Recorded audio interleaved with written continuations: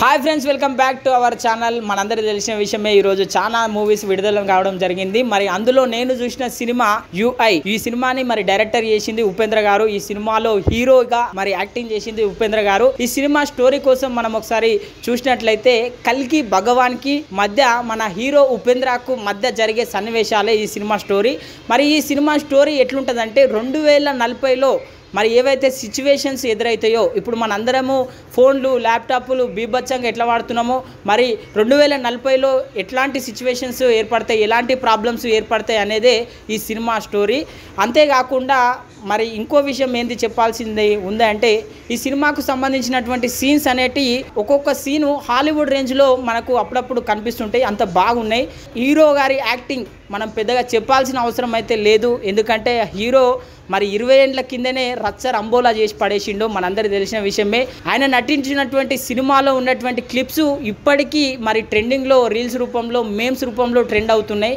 మరి అంత బాగా యాక్టింగ్ చేస్తారు.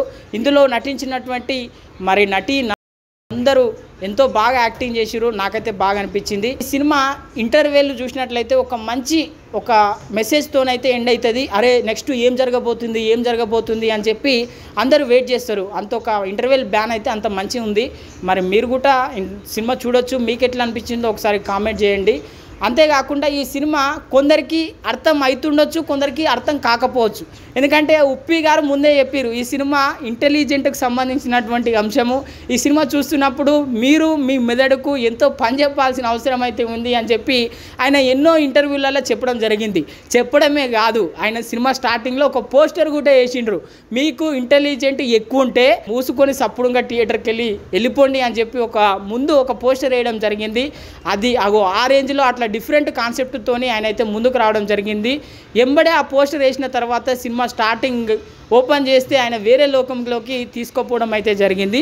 ఈ సినిమా కొందరికి నచ్చుతుండొచ్చు, కొందరికి నచ్చకపోవచ్చు.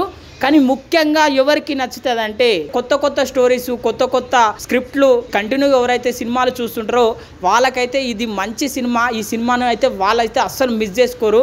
ఎందుకంటే ఇది ఒక డిఫరెంట్ స్టోరీ. మనందరికీ తెలిసిన విషయమే, ఇప్పట్లో సినిమాలు మాసెస్ అన్నట్టు ఇక కోసుకునుడు, నరుక్కునుడు ఇట్లా కంటిన్యూగా వస్తూనే ఉన్నాయి సినిమాలు. మరి ఇట్లాంటి సిచ్యువేషన్లో ఒక సోషల్ మెసేజ్తోనైతే ఉపేంద్ర గారు రావడం జరిగింది. ఫ్రెండ్స్, నేను మీకైతే పర్సనల్గా రిక్వెస్ట్ చేస్తున్నా, ఈ సినిమా చూడండి. చాలా బాగుంది, మంచి మెసేజ్ ఉంది ఈ సినిమా. ఇదే ఇప్పటి వరకు ఉన్న మన అప్డేట్ చూస్తూనే ఉండండి మన ఏఎన్కే క్రియేషన్ ఛానల్.